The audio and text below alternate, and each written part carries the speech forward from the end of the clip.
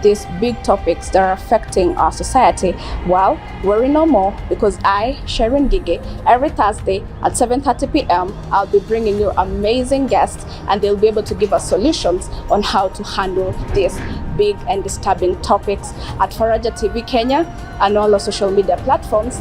Thank you.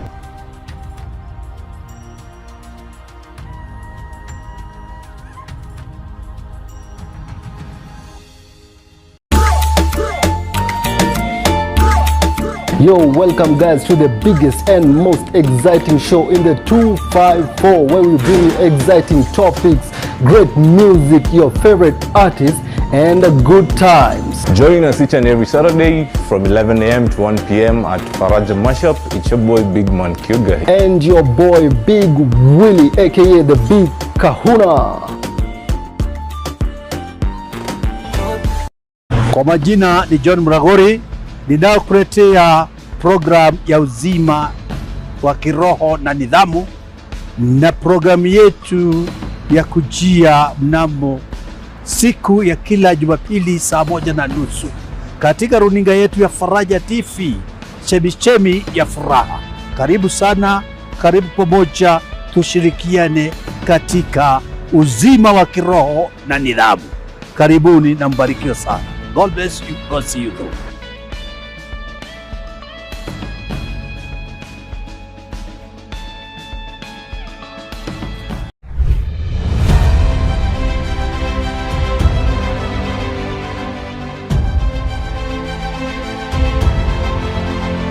Welcome to the greatest sporting show in the 254. That is the Sports Blast show on Faraja TV, where we'll be bringing you all the discussion and all updates according to sports and sports events.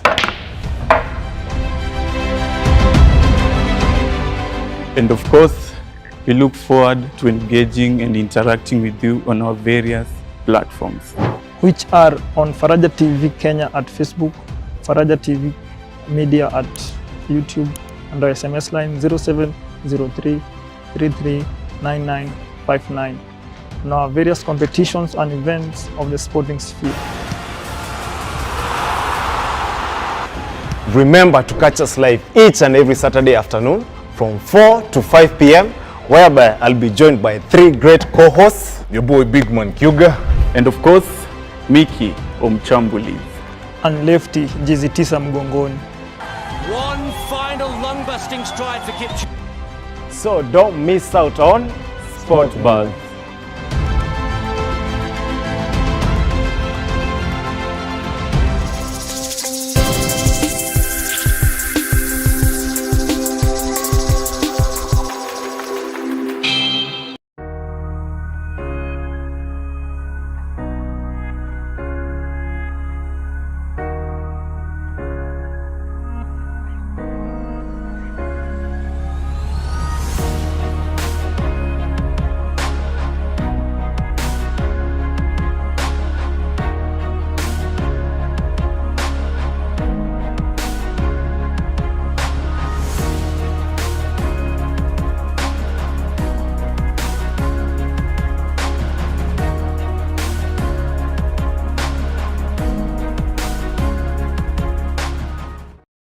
Morning and welcome to Morning Updates. It's always a pleasure having you on board. My name is Vicky Kipto. And I am Abona Retri. Remember, you can continue interacting with us on our social media handles. You can tell us your name and where you're watching us from. Facebook, Faraja TV Kenya, YouTube, Faraja TV Media, TikTok, faraja.tv.media, Instagram, Faraja_TV_Kenya, and our SMS line is on the screen. Yes. Yeah, and we are going to begin with the news review. And on the Daily Nation, the story that is making headlines on the front page of the newspaper is one family has also identified the body of their missing kin. Kware man was a shy lover boy. two neighbors. The beast that has been portrayed of the 33-year-old Collins Jumaisi Kalusha is a stark contrast to the quiet, reserved, shy and friendly man they have known for some 2 years. They have also seen him entertain a string of women in his one-roomed house. You can find that story on pages 6 and 7 of the Daily Nation. Also, there is a picture of Collins Jumaisi Kalusha and a lady, Roslyn Akoth, whose body was among those found at Kware. And I just want to quote what one of the neighbors said. I have seen him with several women in his house. When he first came here, he was married, but after a while, we heard that the wife had run away. This is according to Miss Anne Mutua, who is the neighbor of Collins Jumaisi Kalusha. Yes, and earlier on yesterday we saw that his lawyer said that he was forced and tortured to confess of the murder of 42 women. And also when he confessed, he said that his first victim was his wife, Imelda. And it's a story that we are still following it very closely. Remember, Collins has been arraigned for 30 days as interrogation and also investigation is going on. But also some of the neighbors have come out the way I've just read. One of the neighbor, Anne Mutua, have said that he first came when he was married, and then after a while they never saw the wife again, and he said that or they heard that the wife had ran away. Yeah, so I just want to read the remarks of some of the neighbors that lived with Collins Jumaisi. Yeah, and also remember our viewers that his house, as the police were taken to his house, it's approximately 100 meters from the site where the bodies were found. And yesterday, homicide investigators from the Directorate of Criminal Investigation, DCI, spent almost 6 hours in the suspected crime scene searching for vital evidence in the investigation triggered by the discovery of decapitated bodies, mainly of women from the nearby open quarry. And to the neighbors, the beast portrayed of the 33-year-old man was a stark contrast with the quiet, reserved, shy and friendly. This is how the neighbors of Collins are describing him, as he was reserved, he was a quiet man, shy and friendly, and they had known him for 2 years. They also knew Jumaisi as a lover boy who entertained a string of women, according to multiple interviews with the neighbors. And Miss Anne Mutua, who has lived in the building for the last 3 years, said Jumaisi had moved into the rental house 2 years ago, and she described his neighbor as shy. And I just want to quote the remarks of Miss Mutua, and she says, I have seen him with several women in his house. When he first came here, he was married, but after a while he heard that the wife had ran away. Also on Monday, the DCI boss Mohammed Amit said the suspect had confessed that his wife Judith Imelda was his first victim. And also Anne Mutua said, I have witnessed fights between other tenants. I have never had even a scream from that house. She has never had any confrontation that has taken place in Collins' house. But however, she recalled that Jumaisi would at times disappear for months. And Mr. Amin, who is the director of DCI, said police had also recovered some identification cards believed to belong to some of the victims. Also a female handbag, 2 female panties, 5 rolls of bang, 4 huge clear rolls of masking tape, 1 nylon rope, a reflector jacket, 2 title deeds, 2 notebooks and assorted documents had also been seized from the house. Yes, and also we heard that the defense lawyer, he said that his client, Juma, was tortured and even to a point of being molested so that he can confess the truth. And I remember yesterday also some of the neighbors came out and said that they have never heard of anyone called Collins, and the person that they saw didn't know about. But today, according to the Daily Nation, there's one neighbor, Miss Anne Mutua, who has come out and said that he knew Collins is a lover boy. Is him being very quiet, a reserved person, shy person. Okay, on to our next news. A missing opposition. Yes, that is the story that is making news in the Standard newspaper. In slumber, the opposition leaders seem to have caught off guard in the renewed clamor for change. Unlike in the yesteryears when they gave direction on matters politics, they have this time round left the struggle to the youth. Yeah, the leaders cannot agree on a common path. They claw at each other instead of checking the government. You can find that story on page 5 and page 10. Yes, and we have Professor Gitile. Yeah, and I quote, I think the opposition made the right choice not to jump into the protest early, and that allowed the protesters to identify the problems they want addressed as soon as possible. That is his remarks. And we can see that there's been indecisiveness in the opposition. The opposition Azimio la Umoja coalition. They've not been able to agree on what they want.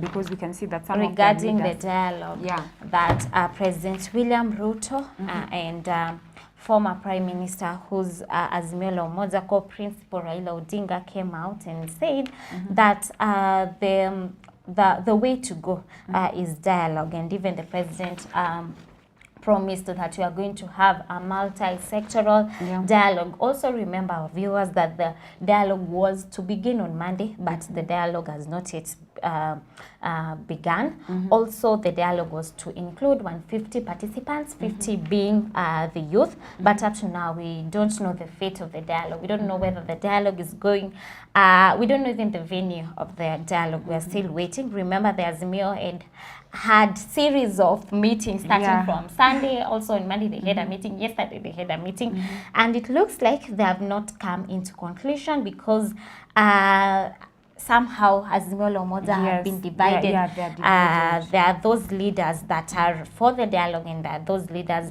that have come out publicly saying that they are not for the dialogue. And it's also the story that is making headlines on the Daily Nation, and it says implosion in Azimio over Ruto dialogue.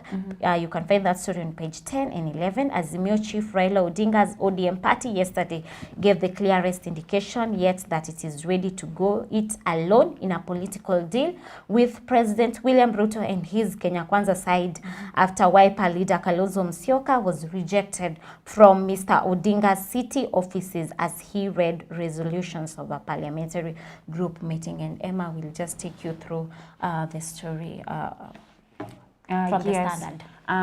Yes, so there's opposition. Opposition is missing the mark as Ruto struggles. Analysts now say. And also remember that yesterday while Kalonzo, His Excellency Kalonzo Musyoka, while he was trying to make a speech, he was told to leave by angry youths. Yes, they invaded the place where they were having the meeting and where he was having the speech, and he was told to leave, and he couldn't continue making the speech, so he had to leave.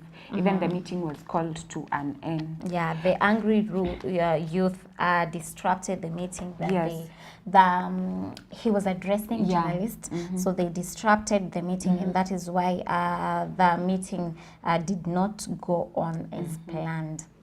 Yes, and also remember that the opposition leader Raila Odinga, he has been acting as an intercessor in the previous governments. Yes, in the 4 governments that have happened in Kenya, and we can see that the first one, Raila's intercessory roles across the years. He worked with KANU after 1997 elections, strengthening its numbers in the House.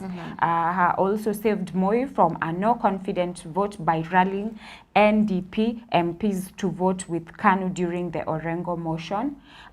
He also worked with Kibaki after the 2007 post-election violence to aid a weak PNU side in parliament. He also worked with the besieged Uhuru after the 2017 elections, which is now the famous handshake agreement.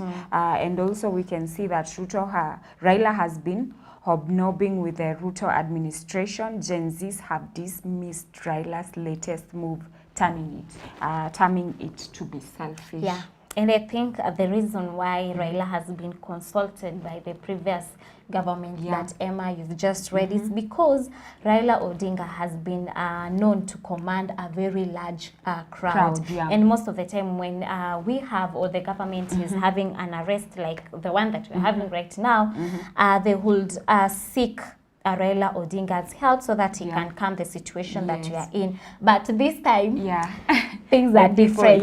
Because the protest, the people who have mainly participated in the protest are the Gen Zs. And you know, the Gen Zs have identified themselves as people who are tribeless, leaderless. And they don't want anyone to come out even defending them. You remember when Raila Odinga came out and saying, you know, I hear you, this and that, and they really came out attacking the former Prime Minister. Yes, can we say that maybe his position and his traditional role as the presidential savior is now being threatened? Yes. It's now over. Maybe his term of but being I a presidential savior is over. He still have followers because remember, the only people that maybe don't want to be associated with former Prime Minister Raila Odinga are the Gen Zs. But there are still people who are in support of everything that Raila Odinga stands for. And if he tells them, let's go to this direction, they will go to that direction. So I think he still commands, but the only thing that, or the only people that he doesn't command, it's the Gen Z. And I just want to read about what happened yesterday according to the Daily Nation. Mr. Musyoka's briefing ended in disarray after rowdy youth disrupted it as soon as he had started reading the resolution. Mr. Odinga had by then excused himself to attend to other engagement. When he got to the podium, Mr. Musyoka conveyed Mr. Odinga's apology, saying the former Prime Minister had left for an important meeting. Curiously, other senior ODM leaders, including Mr. Odinga's twin deputies in the persons of former governors Hassan Joho, Wycliffe Oparanya, alongside Secretary General Edwin Sifuna, Director of Political Affairs Junet Mohammed, and Director of Elections Junet Mohammed, did not accompany Mr. Musyoka. And remember, these leaders have been backing Raila Odinga for the dialogue. The likes of former Mombasa Governor Hassan Joho, Wycliffe Oparanya have been backing Raila Odinga for the dialogue. Also, another person that was missing in action was the Wiper boss was flagged by Party of National Unity leader Peter Munya, former Cabinet Secretary Raphael Tuju, Kitui Senator Enoch Wambua, among other leaders. These are the leaders that accompanied him. The statement that he had started reading declared with finality that the coalition will not be part of the proposed broad-based or any other government with the Kenya Kwanza coalition. President Ruto had been vouching for a broad-based government, government of national unity that some ODM party members have recently been warming up to, because some of the leaders have come out saying that they don't want a handshake. And earlier, ODM had held its joint national executive committee and PGU meeting at the same venue and endorsed national dialogue to get the country out of the current political situation. Also, the meeting reiterated the need for the proposed convention to be all-inclusive, people-centered, and constitutional. This is what the ODM want, that they want the cabinet to be all-inclusive, people-centered, and constitutionalized. Yes. Yes, and we can also see that some analysts urge that Kenyans opposition should lead Gen Z to build a framework that will help address governance issues. But others say opposition politicians have no moral obligation of leading the conversation as they are part of the old order. And now, our dear viewers, is it, can we say that maybe the opposition party and the Gen Zs are colliding because the opposition leaders, they are part of the old order. They are part of the old governments that the people are now trying to get rid of. So they have maybe they have the same characteristics as even the older people, even though they have not been in government for a long time. Yeah, and also remember, according to The Nation, yesterday established that Mr. Odinga's ODM troops were keen on working with President Ruto amid claims that their Azimio counterparts, who have the backing of former President Uhuru Kenyatta, were warming up to Deputy President Rigathi Gachagua for a possible pre-election deal in 2027. So remember, NARC leader Martha Karua spoke on Monday, and he said that he's not boarding, he's not for the dialogue because according to her, it's a trap. Yes, and she also termed it as something that was self-centered for the politicians because they were seeking their own interests instead of the interests of the people. Yeah, and she also said that the dialogue can only be meaningful if the players have good faith and are regarded by the best interest of the people.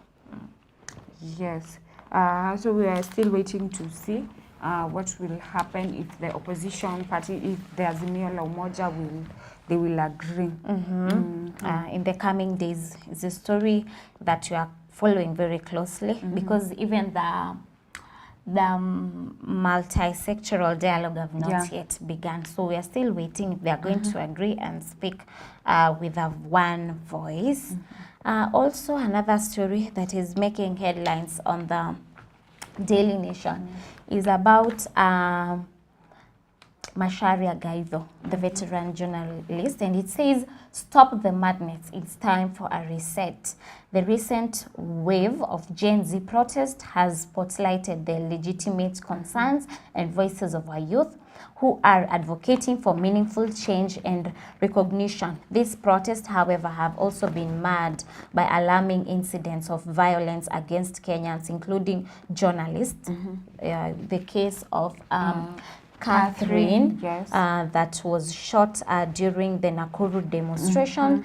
And he continued saying, including journalists, the case of the abduction of Macharia Gaitho yesterday, the shooting of Media Max broadcast journalist Catherine Wanjeri were karaoke in Nakuru on Tuesday, and the police water cannon spraying a CNN photojournalist Fabian Muhire as he went about his work in Nairobi's Central Business District stand out as a recent example. These acts of targeting journalists are unacceptable and must be unequivocally condemned. Peaceful demonstrations and protests are a form of free speech protected by our constitution. They are a vital mechanism through which citizens, particularly our youth, can voice their frustrations and demands for a better future. Journalists play an indispensable role in covering this protest, ensuring that the public remains informed and that the grievances of the protesters reach the relevant authorities and stakeholders.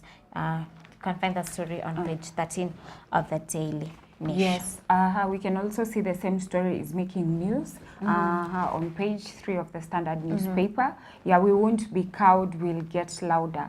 Yeah, the journalists hit out at the government for violence meted on reporters covering protests. And also they want action taken on individuals who abducted Macharia Gaitho and officers who shot Catherine Wanjeri, who is still at the hospital. We can see that journalists across across the country have condemned the attack on media by police, warning of a 7-day strike should the government fail to take action against law enforcers or enforcers raining their excesses on journalists. We can see that even one journalist said, and I quote, Kananu said, you cannot say it is a mistaken identity. Journalists are being targeted. We have been branded as criminals, and we are not criminals. We only have microphones as our tools So we can see that even Macharia Gaitho, he also came out and he said it was extremely traumatizing to be abducted by people he doesn't know. Yeah, and he demands to know if they were really policemen or they were just criminals. Yeah, and also remember that he was arrested in Karen Police Station, a place where most of the time we run to get help. And he even spoke and he said that the incident was traumatizing to his children. Remember, his 18-year-old son was there and he witnessed everything that happened, and journalists have come out condemning the issue. The Journalist Guild Association, led by Zubeida Kananu, spoke yesterday, and they condemned the harassment and the arrest of journalists. And the DCI spoke yesterday, and they said that Gaitho arrest was a mistaken identity. Yes. And that is why she said you cannot say it's a mistaken identity. These are journalists who are being targeted. And Mr. Gaitho spoke and he said that, you know what, I live in Karen, you know. Francis Gaitho, who was supposed to be arrested, doesn't live in Karen. He lives elsewhere. He doesn't even know where he lives. But he said, I'm the one that they were targeting because no one wouldn't know. Because Francis Gaitho is a little bit younger than and we Macharia can see Gaitho. that even Macharia Gaitho, he's a public figure because he has been a journalist for years. Yeah, and he also said that he was arrested by unfamiliar people.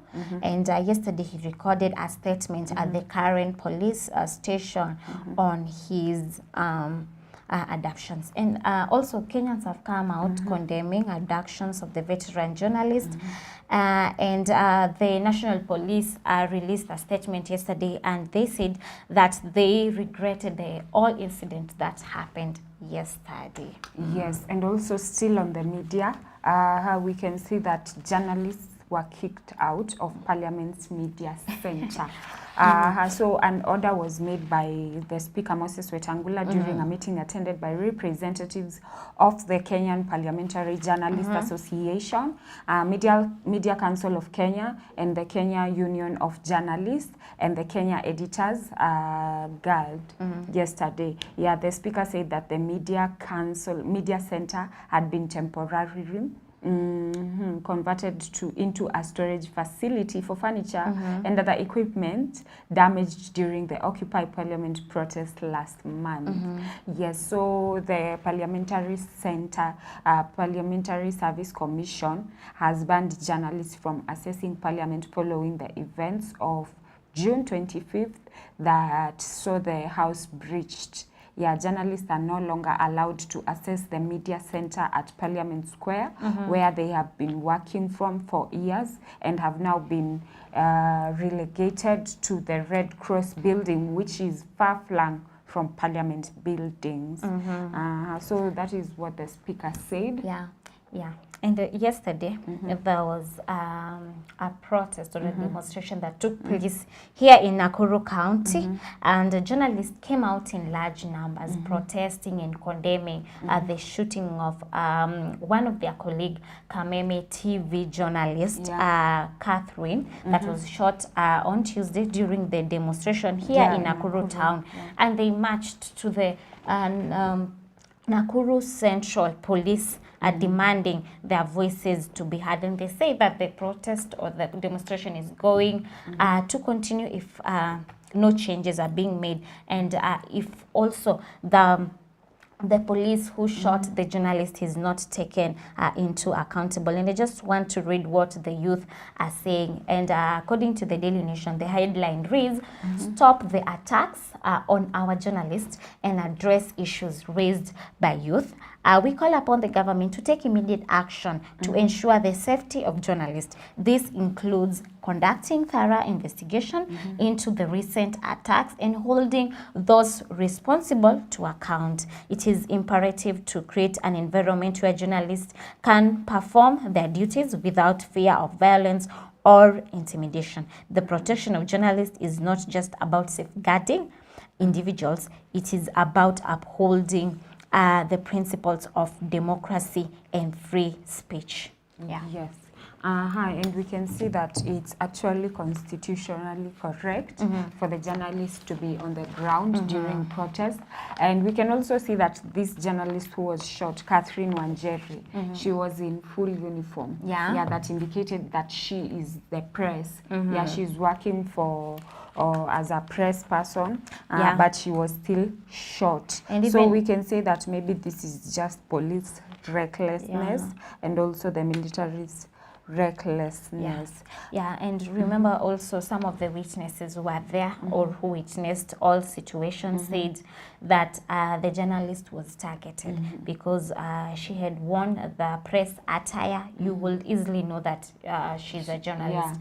But that did not stop the police man who was responsible for the shooting for not shooting the journalist. So it's a crime, and the person who did that should be held accountable, because journalists are just here to inform, nothing else, just to inform. Yes, and it's also, we also see that some journalists also came to speak about the parliament being kicked out of parliament, Parliament's media center, and they said it is strange that the only room that could be used as a store was the media center, where they used to do their media, and they've been working there for years.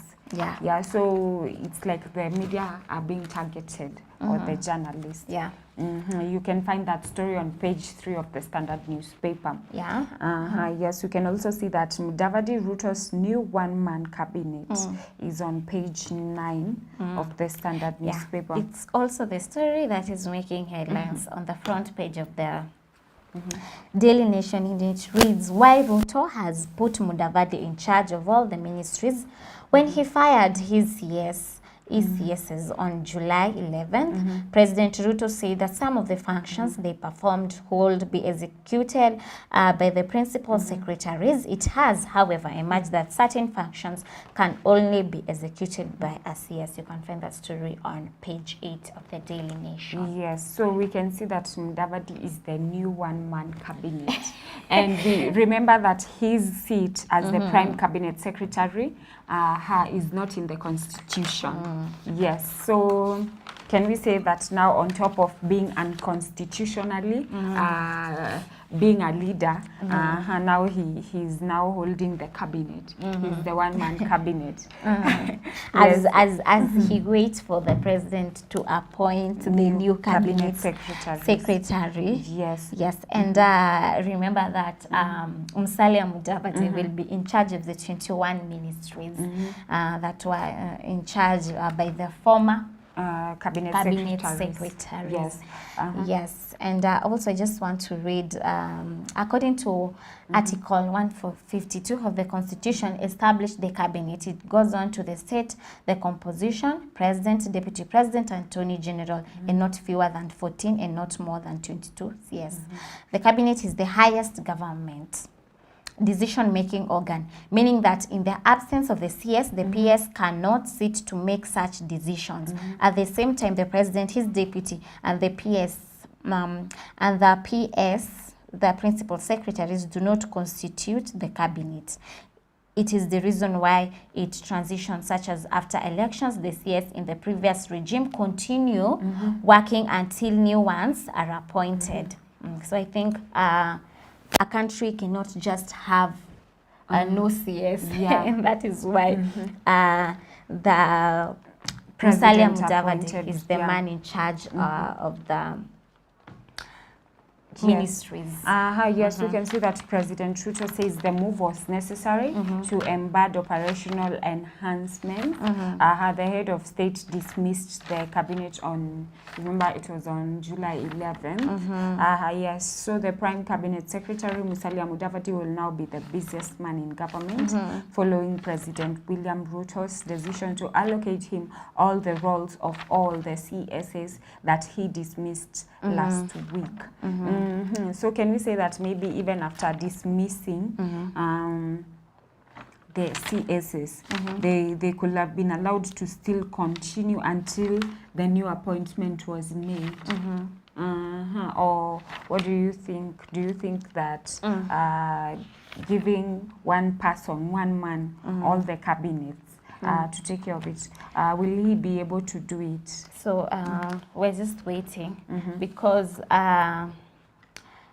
the former CSs that we had, some of them did not even perform well, and they were in charge of one ministry. So what about the 21 ministries that Musalia Mudavadi has been given the mandate to take charge? Also remember that the picking and appointing of the cabinet secretaries takes 28 days, and I just want to take you through the process. The president first nominates. So after President Ruto nominates the new cabinet, the National Assembly will vet the names of the people who have been nominated, and this is after the Speaker have communicated to the House and given them the list of the people that the President have nominated, and then after that, if approved, President now appoints, and after now the President have appointed the new cabinet secretary to office, the cabinet are sworn in State House. So the whole process takes 28 days. So we are still waiting. The 28 days is still not yet over. And also yesterday, Deputy President Rigathi Gachagua spoke during the burial ceremony of the late Bishop Kiuna, and he urged the mourners to pray for the president even as they nominate or pick a new cabinet. Yes, and also on other stories we can see that act on Gen Z demands and stop harassment of journalists. The recent wave of Gen Z protests has spotlighted legitimate concerns of our youth who are advocating for meaningful change in our country, Kenya. These protests, however, have also been marred by alarming incidents of violence. You can find that story on page 14, and we also saw that one of the journalists, Yazubeda Kananu, she also spoke up and said that they are being forced to go to the streets because that is the only language that the government seems to understand.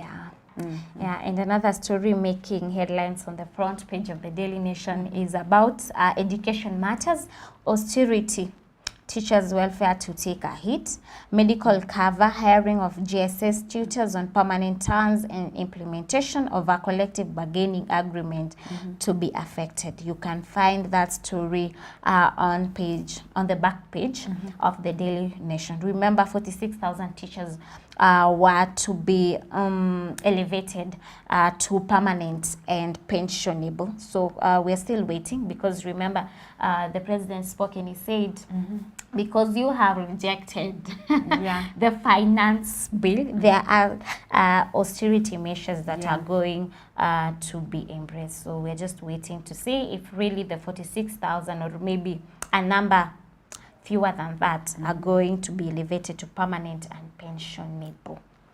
Yes, we can also see that on page 22, what's at stake in Paris medal chase. Yes, so we can see that pressure mounts on Kenyan stars to deliver medals. The country's charges will face their Kenyan-born rivals in the showpiece. Yes, so that is what is happening in the sports. The Olympics is beginning this month, and we're eagerly waiting to see Kenya shine. We are waiting. And with that note, we are taking a short break, but when we come back, we are going to speak about cyberbullying. So don't go anywhere.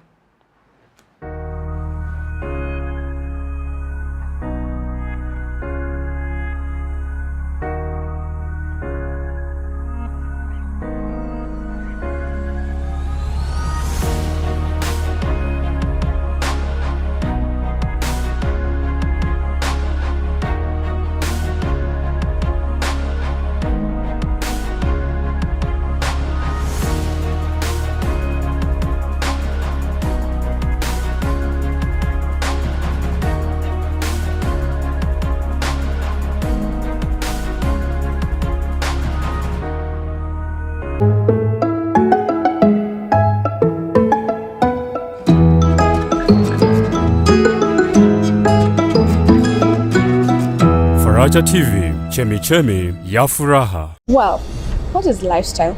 To me, lifestyle is the people, it's entertainment, it's food, it's beauty, it's fashion, it's music, and it's art. So how do you get to deal with these big topics that are affecting our society? Well, worry no more, because I, Sharon Gige, every Thursday at 7:30 p.m, I'll be bringing you amazing guests, and they'll be able to give us solutions on how to handle these big and disturbing topics at Faraja TV Kenya and all our social media platforms. Thank you.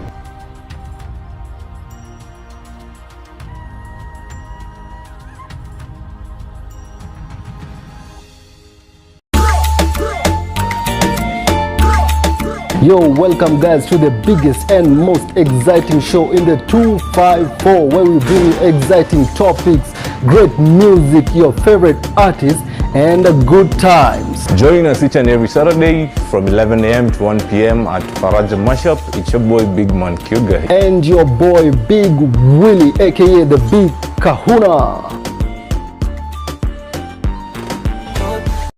Kwa majina ni John Mragori, ninaokuletea program ya uzima wa kiroho na nidhamu, na programu yetu ya kujia mnamo siku ya kila Jumapili saa 1:30 katika runinga yetu ya Faraja TV, chemichemi ya furaha. Karibu sana, karibu pamoja, tushirikiane katika uzima wa kiroho na nidhamu.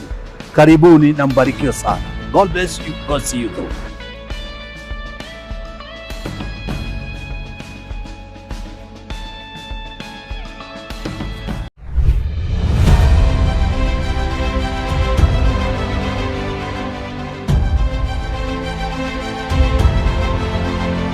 Welcome to the greatest sporting show in the 254.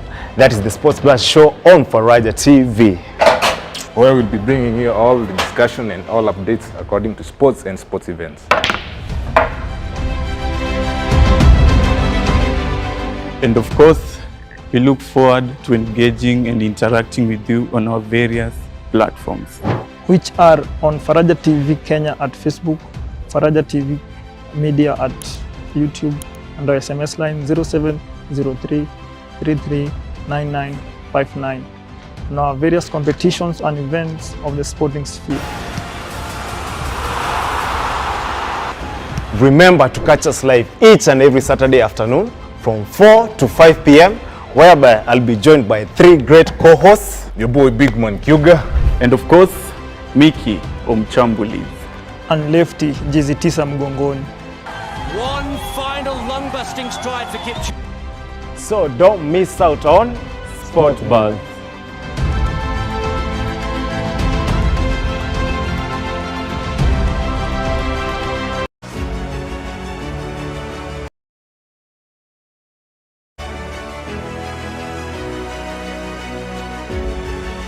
Ujambo mpenzi mtazamaji, karibu ndani ya Fahamu Siasa na Wanasiasa. Hapa tutakuwa tunaangazia masuala ya katiba, uchumi na teknolojia. Vile vile utaweza kufahamu na kujua kazi ya mjumbe wako, seneta wako, MCA wako kila siku ya Jumatatu na Alhamisi kuanzia mida ya saa 3 hadi saa 5. Ukiletewa nami Peter Mohoro. Usikose kutazama Faraja TV chemichemi ya furaha. Siku na mchana nakupa sifa, day and night Lord. Indeed, tunakupa sifa, sifa zote ni kwako ewe Mungu. This is Nuru ya Injili Gospel Show, ambapo tutakuwa tunawaletea amazing guests, amazing artists, inspired ministers of the word.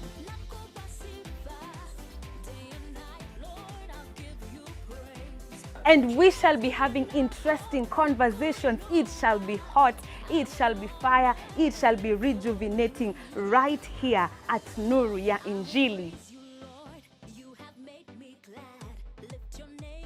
Of course, hii si ya kukosa. Kutakuwa na mixes kali, new song, new bangers, na hii mtazamaji wetu utapenda. Kutakuwa na a lot of fun yenyewe mwenyewe huwezi miss. I will be your host, Jack Favor. And I, your co-host, Caroline Jerry, alongside DJ Tish. Every Sunday from 6 a.m. to 10 a.m. Nuru ya Injili, only at Faraja TV.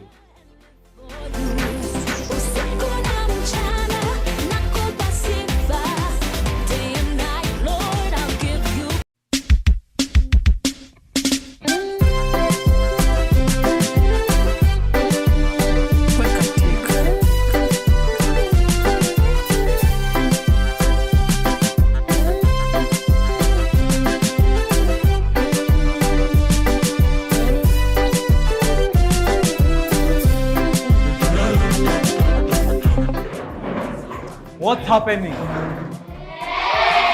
It's showtime! Oh, okay, let's go.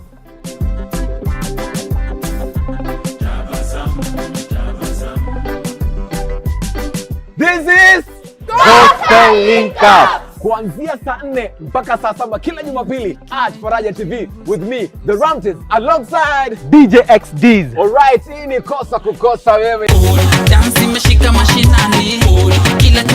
Faraja TV, chemichemi ya furaha.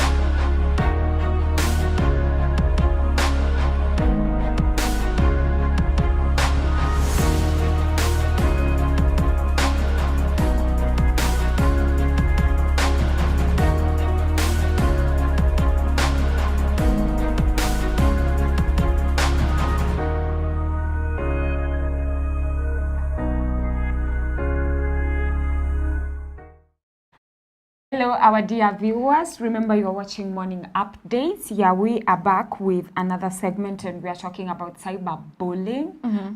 Remember, you can continue interacting with us on our social media handles. Our social media handles are Facebook, Faraja TV Kenya, YouTube, Faraja TV Media, TikTok, faraja.tv.media, Instagram, Faraja_TV_Kenya. Our SMS number is 0703339959. Also remember to tell us your name and where you're watching us from. Yes.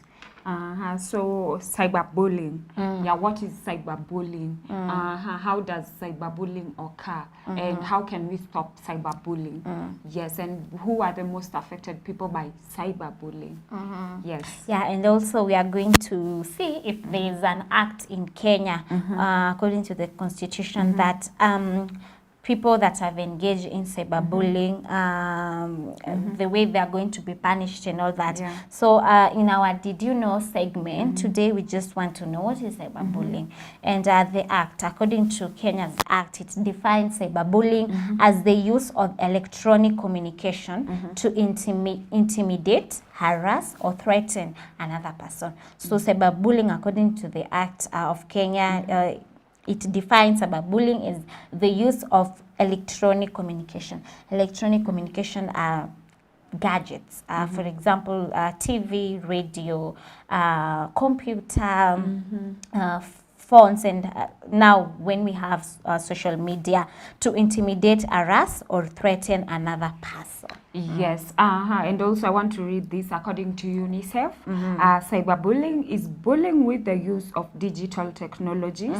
Yeah, it takes place on social media, messaging platforms, gaming platforms, and mobile phones. Yes, it is repeated behavior aimed at scaring, angering, or shaming others who are targeted. Yes, now some examples of cyberbullying, they are spreading lies about or posting embarrassing photos or videos of someone on social media. Yes, that is cyberbullying. So those people who like sending or even posting embarrassing photos about other people. Yeah, and most of the time you'll find that they do that after they have threatened you, especially, and this happens mostly in toxic relationships. Maybe you are in a relationship, romantic relationship, and you shared pictures, and now because the relationship has come to an end, this person is threatening you, decides to leak your photos. Yeah, and he tells you that, you know, if you don't do this, I'm going to leak these photos to the public. We've also seen even a lot of celebrities who have undergone cyberbullying. Yeah, there are some even who we've seen their naked pictures online, even others, some embarrassing photos, maybe even videos of maybe them, you know, those embarrassing moments. Because remember, we are all humans. Even if you are the president, even if you are a celebrity, even if you are Beyonce, figure. of course there are those embarrassing moments. Yes, where maybe you failed to, maybe you fell down, you did something, but people spreading it sometimes can become part of bullying. Yeah, and also remember, we have a right of privacy. It's a constitution right. It's here in Kenya, and privacy. It's something that everyone must always have, especially if he doesn't want things to come out to the public. And I just want to read, under the Cyber Crimes Act, cyberbullying is a criminal offense here in Kenya, and individuals found guilty of cyberbullying can face severe penalties, including fines and imprisonment. The Act also provides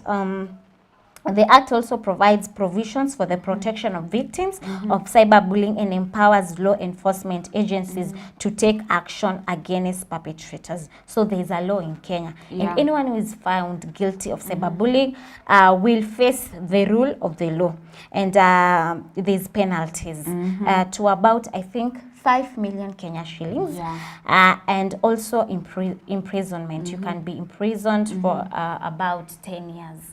Yes, and also another example of cyberbullying is sending hurtful, abusive or threatening messages, images or videos via messaging platforms. So we've seen that people who maybe even during the demonstrations, see, tuliona there were people who received messages because they were threatening messages. And they were told that if they don't stop, if they continue, maybe they will suffer, or maybe they will come for you. Threatening, even life-threatening messages. So that is also cyberbullying, and also impersonating someone and sending mean messages to others on their behalf through a fake account. So this is something that is very common in Kenya. Impersonification. Yes. Somebody comes to your, even hacking accounts, that is also cyberbullying. Because somebody hacks your account. Akisha hack account yako ya FB, they start maybe posting stuff that you wouldn't start. And also they may use your picture, because I've been a victim of this. Somebody used one picture of my relative, and they were claiming to be my relative, but they were not, and they were telling me, you know, what, can you send me this amount of money? And at some point, because you know, you will look at their profile picture and you're like, this is my cousin, but they are not. And I almost sent them money, but later on I came to realize that they were fraud. So we have many ways of cyberbullying, the way Emma have just explained. And I think also this of impersonation impersonating people is also common, because that we've seen the cases of confirmed where watu wanajifanya they are other people and then they request you to send them money. And also I'm saying also on accounts like TikTok accounts, Facebook accounts, where we see people hacking accounts and then they're pretending to be you. A friend of mine, his account was hacked and then they started saying that he's the head of Illuminati. Like he's recruiting members to join the Illuminati. But it wasn't him. Actually, somebody hacked his account and they were like doing all this stuff about Illuminati. It's like, if you want to join, contact me, everything. So while we were meeting other people in public, people were like, I saw you on Facebook, you are recruiting people for Illuminati. Yes, and also I've seen also a lot of people complaining, especially on Facebook, where you see that a lot of people are saying that they are not the ones who are posting even like pornographic materials, but people are just hacking their accounts and posting them. Yes. So we have cyberbullying in many ways, the way Emma has just explained. Also, we have challenges in enforcing cyberbullying here in Kenya. And one of the challenges is, despite the existence of cyberbullying laws in Kenya, there are still significant challenges in enforcing them effectively. One of the main challenges is the lack of awareness among the public about cyberbullying and the laws that are in place to combat it. So most Kenyans don't know that, this is cyberbullying. When a person sends me a threatening message, they are not aware that it's cyberbullying. When somebody links my pictures, they don't know if it's cyberbullying. And the way Emma just said, impersonification. Yes. When somebody does that, you really don't know that if that is cyberbullying, if the act is cyberbullying. So there's little information about cyberbullying, and that is why we chose this particular topic, so that we can inform and educate you, our viewers. So the story that we are asking this morning is, have you ever been a victim of cyberbullying? Have you ever been a victim of cyberbullying? Send your views regarding the topic that you're discussing today. Yes, and also there's a difference between a joke online and bullying. Sometimes people may joke around, they may post your embarrassing photos and it becomes a joke. But there's a limit to it also. Because when people start saying hurtful things and it was something that's supposed to be a joke, now it starts becoming bullying. Yes. Yeah, and I think there's a question that I want to ask you, Emma, because I've seen this. When somebody posts a meme that directly it's pointed to you. It's pointed to you, and you just know this person is speaking to me. This person is targeting me. Is that cyberbullying? Because I really want to know. Because I've seen people have said that message, that meme was intended to me, or it was targeted to me. So is that cyberbullying? I don't think it's cyberbullying, even though you know, and the person also knows they're intending it to be you. But if it doesn't have a picture of you, and also if they haven't tagged you, like your name, we cannot say it's cyberbullying because there is no evidence to prove that it's related to you. They might be speaking to the public in general. And also you should know that before you take the people that have participated in cyberbullying or they have done the act to you, first you have to have evidence. Yes. So as we continue, we are going to talk also about the effects of cyberbullying. How can we stop cyberbullying? Yes, remember you can still continue interacting with us on our social media handles. You can send in your comments and we are going to shout you out. Yes, and let's continue with the challenges in enforcing cyberbullying laws. Another challenge is the difficult in tracking down cyberbullies. The people who participate in cyberbullying are called cyberbullies. So it's a challenge, and in tracking down cyberbullies who often use anonymous or accounts, fake identities online to harass their victims. This makes it challenging for law enforcement agencies to identify and prosecute offenders. Yes, and I think it's also true because a lot of people who are involved in cyberbullying, you will always find them using fake accounts. It's like they don't even have the courage to come with their real account and bully you. So they use fake accounts. I think we've seen this especially when it comes to celebrities. A lot of people, even when you are doing content, even content creators, while you're posting your content, there are just some people who on the comment section, they will be just criticizing you, saying bad things about you with weird names. Yeah. You might find someone, they've called themselves some weird names, and you know that this is not their real name. So there's no way you're going to get them. So it's really a problem, especially to the authorities on tracking down these offenders or cyberbullies. Yes.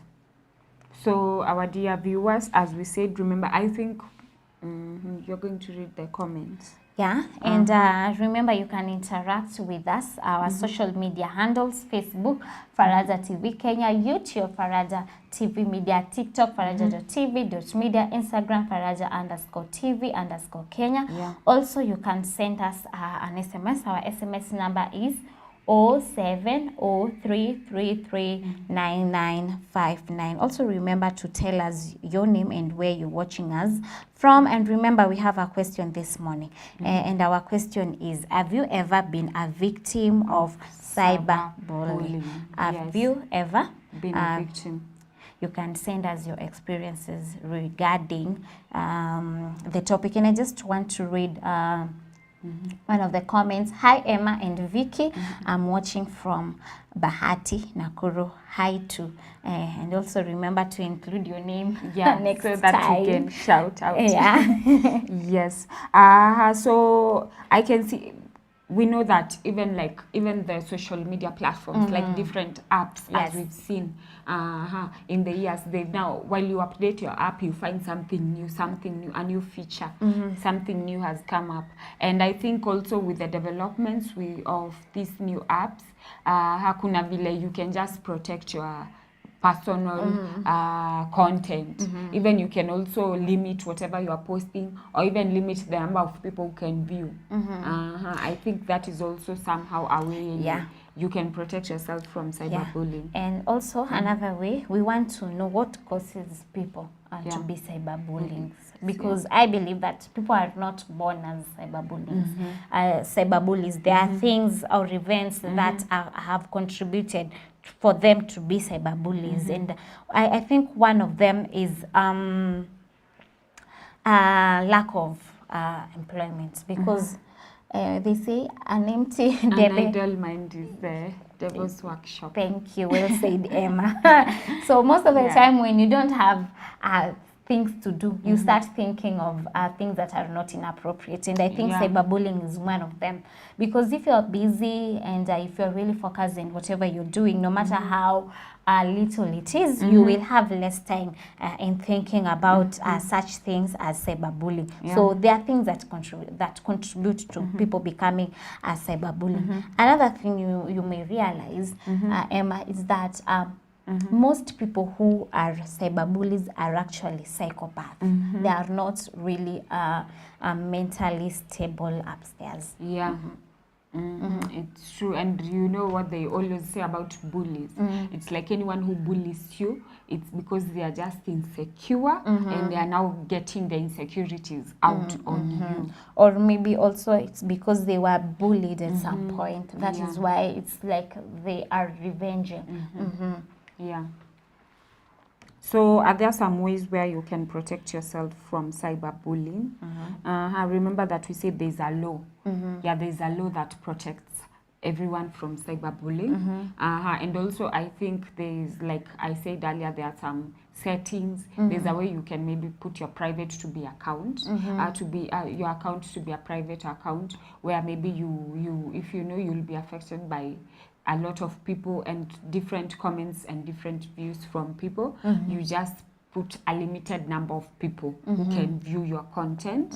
And I also think that you should also be careful with whatever you're posting. Because sometimes we can share too much. You can overpost. It's like you are just posting, even maybe, I think no wonder nowadays a lot of people don't. There are some people who just, they're like, I won't post my kid online because we've seen that a lot of celebrities, their children, they've been attacked. Yeah, because like, how does your kid look like? Why is your kid looking like that? Why is your kid fat? Yeah. Why is your kid kid thin? Yes. So I they think, have a big forehead. yeah, so these are just some of the things that you can avoid. Yeah, and that we can see that even a lot of celebrities they've refrained. They are like, they won't be posting their children. And until also they're old enough. I think it's good if we are careful of the things or the comments that we make, because we should know that especially on physical appearance, that is something that we cannot control. The way we were created by God, we just cannot change that. And sometimes you will find that people will really attack you on how we look, and I think this has become a norm, especially in the times that you are living in this country, that people will come out attacking you on how you look or how you dress. But most of the time, especially on the physical appearance, the way your body is, they will be like, you're fat, you should go to the gym. You're body thin, shaming. you should eat a lot. You are this and this, you have a big head. I think you have long legs. These are things that I've seen them, and sometimes I just feel it's inappropriate because we really can't control. There are things that they are beyond us, and we really can't control that. And it's really bad when we come out publicly and attacking people, because at the end of the day, these people are human beings, and even if they are celebrities, they always feel bad. Yes, and they may appear to be strong because some of them will come out publicly and say it doesn't affect me, or I see the comments, or it does. But at some point, I think it does. It makes them feel bad, and they will start questioning how they were created. So it's not appropriate at all. So I think one way to prevent your personal information from being manipulated or even from you being cyberbullied is think twice before posting or sharing anything on digital platforms. Remember that the internet never forgets. So if you post it, it will be out there forever, and it could be used even later in the later years to maybe bully you. Don't give out personal details such as your address, telephone number, or even the name of your, maybe where you are staying, or even your school and everything. Because even abductions happen and kidnapping, they always happen because people have given a lot of information. It's just out there. So if somebody wants to come and get you, they can come. Also learn about the privacy settings of your favorite social media apps. Remember, like things like WhatsApp, there's a way you can hide your profile, you can hide even people viewing your status, you can hide. So if you feel like you're insecure, you can just hide. And put privacy settings. You can decide who can see your profile, send you direct messages, or even comment on your post by adjusting your account private settings. And we've seen that a lot of private settings are there on these apps. To combat cyberbullying or other. Yes, you can also report hurtful comments, messages, photos, and videos, and request they be removed. Yes, and we've seen this also. This is a setting. It's also part of the setting where you can report things. Yes, and people have reported even like videos which have been posted about them, and they've requested them to be removed because they are hurtful. You can also unfriend people. Unfriend people. There's don't also be shy. unfriending. Or don't hesitate to so you can unfollow people or unfollow people. Exactly, you can unfollow, unfriend, even block some people on social media handles so that they cannot see. You can unfollow people who are disturbing you. Especially if those people are really interfering with our mental health, because we've discussed mental health on this show, and we've shown the importance of mental health. So it's good for you to be ready to protect your mental health anytime. You can also delete posts on your profile or even hide them from specific people. So you can decide you'll also delete. It can go even to automatic deleting, where you are when you post things after maybe 24 hours or something, you delete them. So these are just some of the ways where you can protect yourself from cyberbullying. Yeah, also there is a role of schools and parents that are supposed to play in preventing cyberbullying, because remember, cyberbullying cuts across all ages. It's not a problem of the teens, it's not a problem of the adults, or even people who are when you are mezeka, wakongwe. It's not, it affects everyone.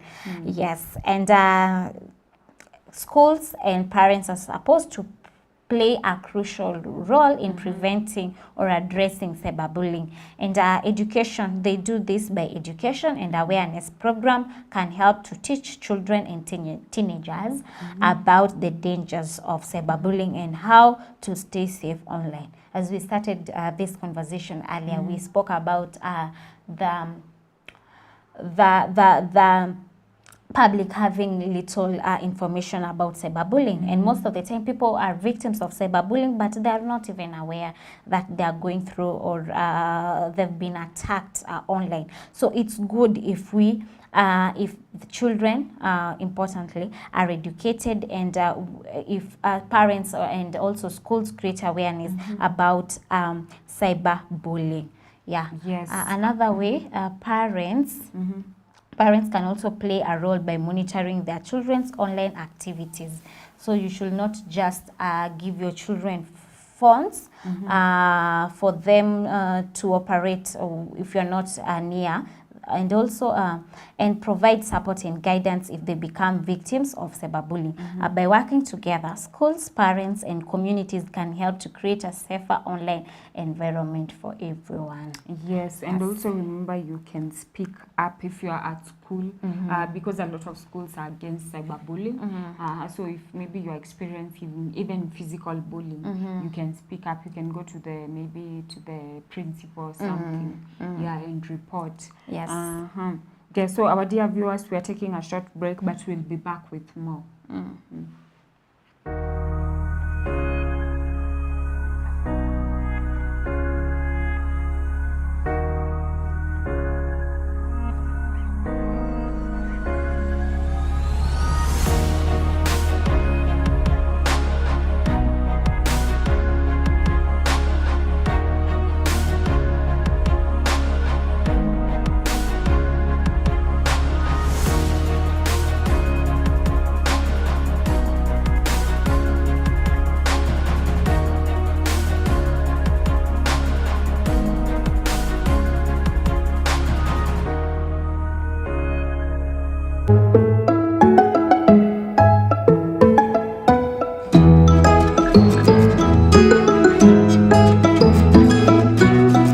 Faraja TV, chemichemi ya furaha. Well, what is lifestyle? To me, lifestyle is the people, it's entertainment, it's food, it's beauty, it's fashion, it's music, and it's art. So how do you get to deal with these big topics that are affecting our society?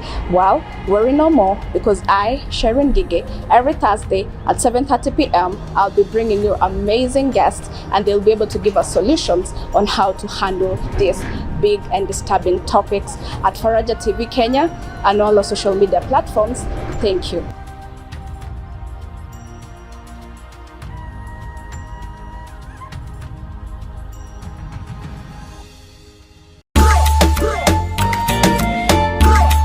Yo, welcome guys to the biggest and most exciting show in the 254, where we bring you exciting topics, great music, your favorite artists, and good times. Join us each and every Saturday from 11 a.m. to 1 p.m. at Faraja Mashup. It's your boy Big Man Kyuga. And your boy Big Willie, aka the Big Kahuna. Kwa majina ni John Mragori, ninaokuletea program ya uzima wa kiroho na nidhamu, na programu yetu ya kujia mnamo siku ya kila Jumapili saa 1:30 katika runinga yetu ya Faraja TV, chemichemi ya furaha. Karibu sana, karibu pamoja, tushirikiane katika uzima wa kiroho na nidhamu. Karibuni na mbarikiwe sana. God bless you. God see you.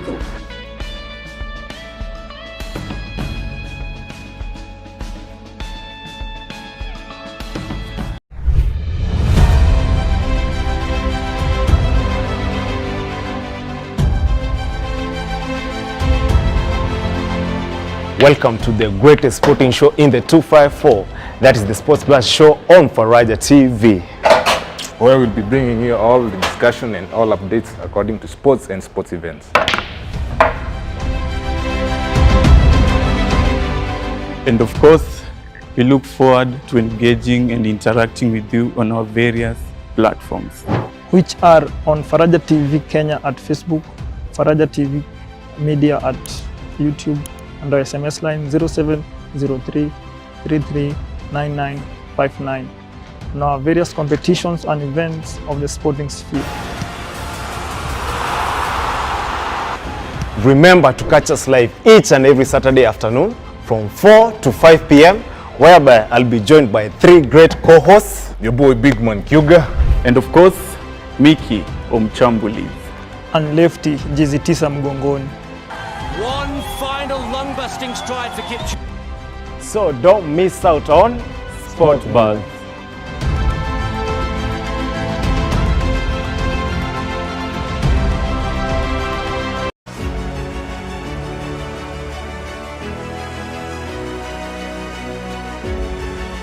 Ujambo mpenzi mtazamaji, karibu ndani ya Fahamu Siasa na Wanasiasa. Hapa tutakuwa tunaangazia masuala ya katiba, uchumi na teknolojia. Vile vile utaweza kufahamu na kujua kazi ya mjumbe wako, seneta wako, MCA wako kila siku ya Jumatatu na Alhamisi kuanzia mida ya saa 3 hadi saa 5. Ukiletewa nami Peter Mohoro. Usikose kutazama Faraja TV, chemichemi ya furaha. Siku na mchana nakupa sifa, day and night Lord. Indeed, tunakupa sifa zote ni kwako ewe Mungu. This is Nuru ya Injili Gospel Show, ambapo tutakuwa tunawaletea amazing guests, amazing artists, inspired ministers of the word.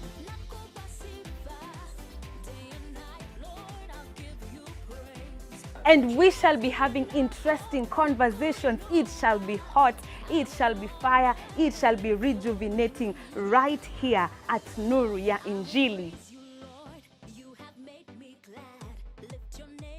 Of course, hii si ya kukosa. Kutakuwa na mixes kali, new song, new bangers, na hii mtazamaji wetu utapenda. Kutakuwa na a lot of fun yenye wewe mwenyewe huwezi miss. I will be your host, Jack Favor. And I, your co-host, Caroline Jerry, alongside DJ Tish. Every Sunday from 6 a.m. to 10 a.m. Nuru ya Injili, only at Faraja TV.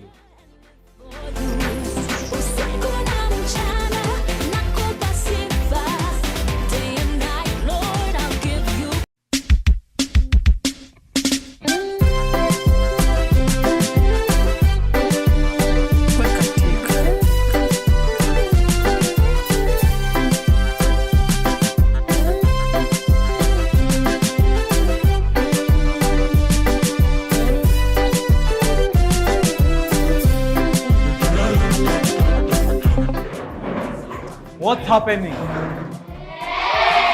It's showtime! Oh, okay, let's go.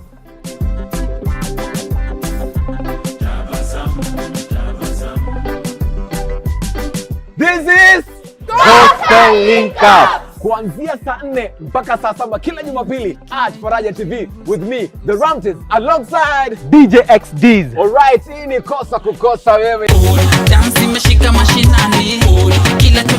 Faraja TV, chemichemi ya furaha.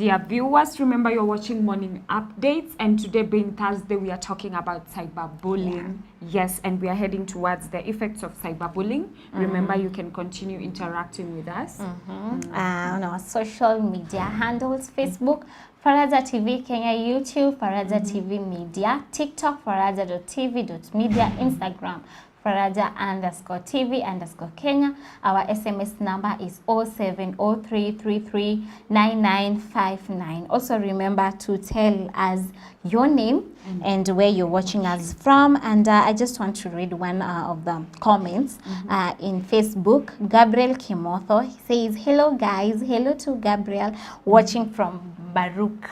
Yes. So Gabriel from Baruch, thank you for watching us. Yeah, our dear viewers, remember we value your feedback, we value your comments, even your greetings. Continue sending them in, and remember to tell us your name and where you're watching us from. And remember the question of the day, and we asked earlier, have you ever been a victim of cyberbullying? Tell us your experiences. Have you ever been a victim of cyberbullying? Speak to us. Yes. So now, right about now, we are talking about the effects of cyberbullying. Yes. Remember, we told you what cyberbullying is, how cyberbullying can affect you. And now into the effects. Yeah, the effects can be long-lasting and affect a person in many ways. Because remember, cyberbullying, this is where you're just at the comfort of your home and you're receiving messages, maybe criticism, maybe funny comments from people, or even hurtful messages. Yes. And we can also say body shaming is a form of cyberbullying, especially when it happens not orally or face-to-face, but through the electronic gadgets that we've just spoken about. Yes, so one of them is mentally.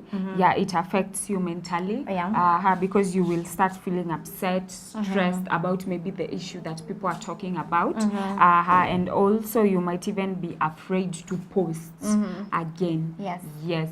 And also I think also we find some people who say they are photophobic sometimes. There are people who don't like taking photos because of comments that they had. Or the experiences that they had after.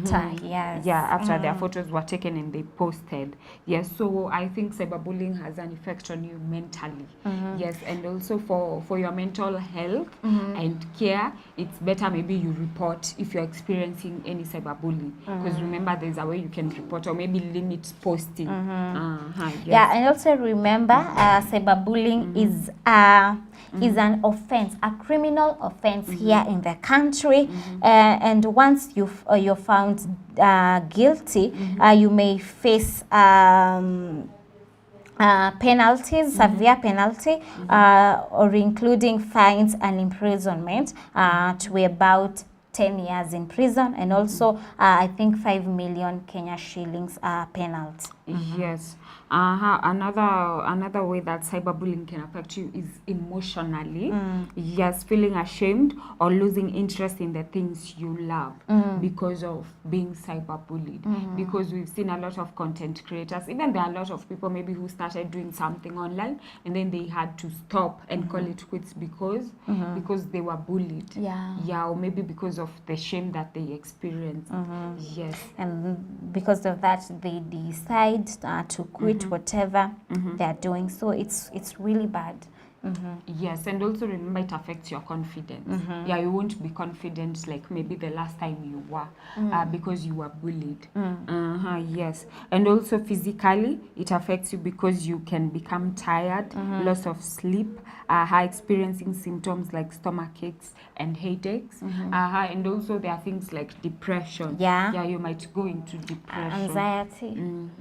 Yes, it's true. And because of depression, anxiety, and all that, people may even decide to end their life by committing suicide. So it's really serious. Yes, it's so serious, and it can affect us economically, physically, mentally, and also we can see that even there are some people who commit suicide who end up committing suicide.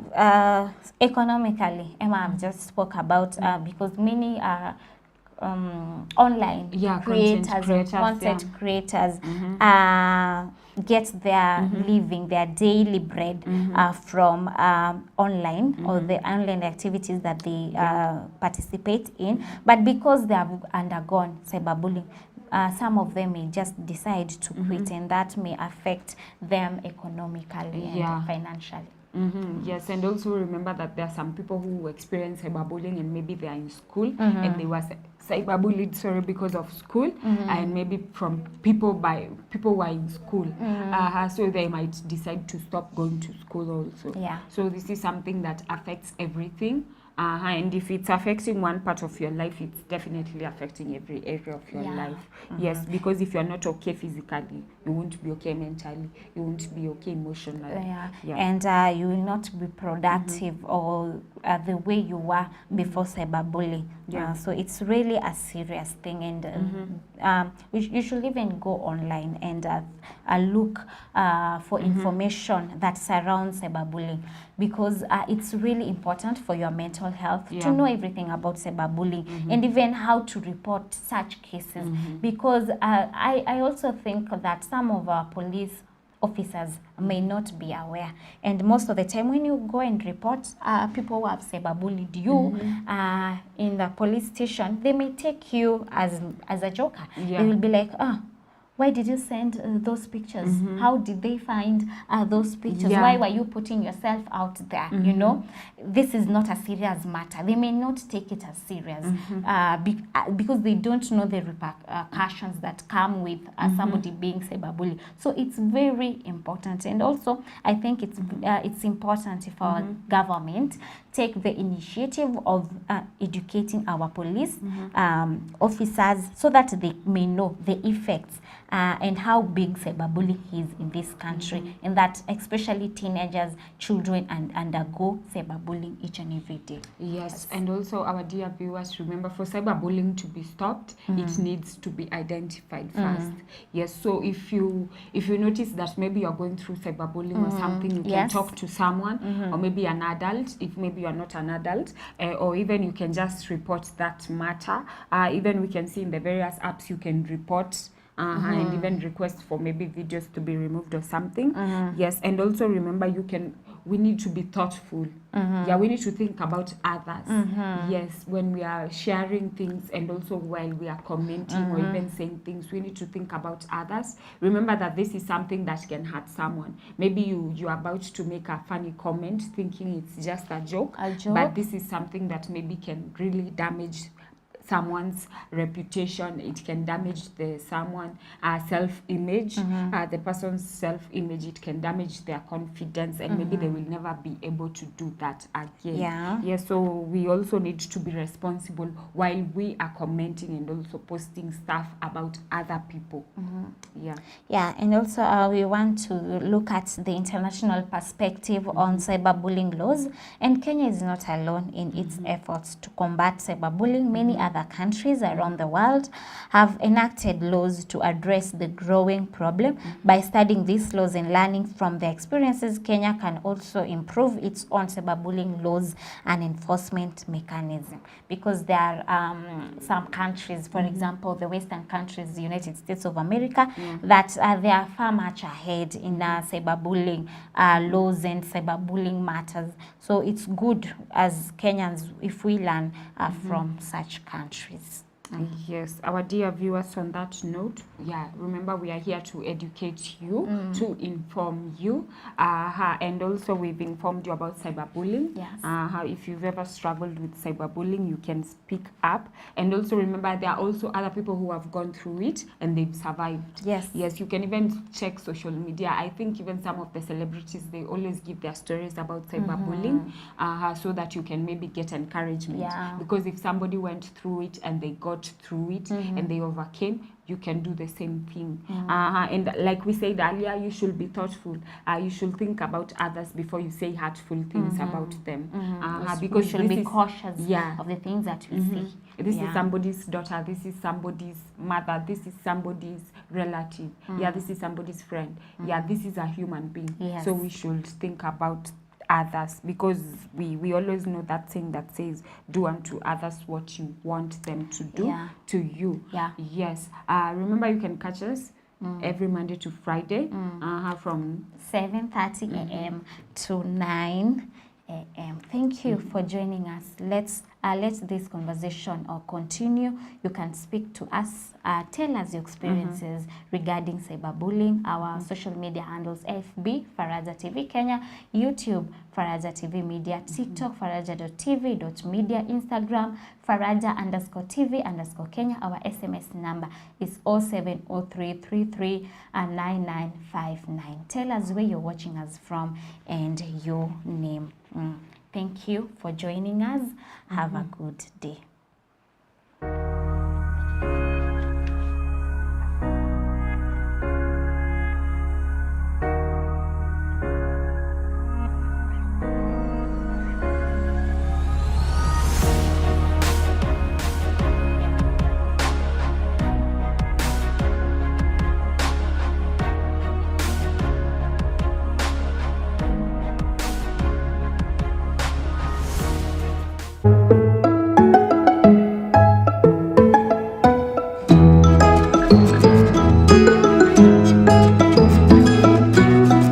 Faraja TV, chemichemi ya furaha. Well, what is lifestyle? To me, lifestyle is the people, it's entertainment, it's food, it's beauty, it's fashion, it's music, and it's art. So how do you get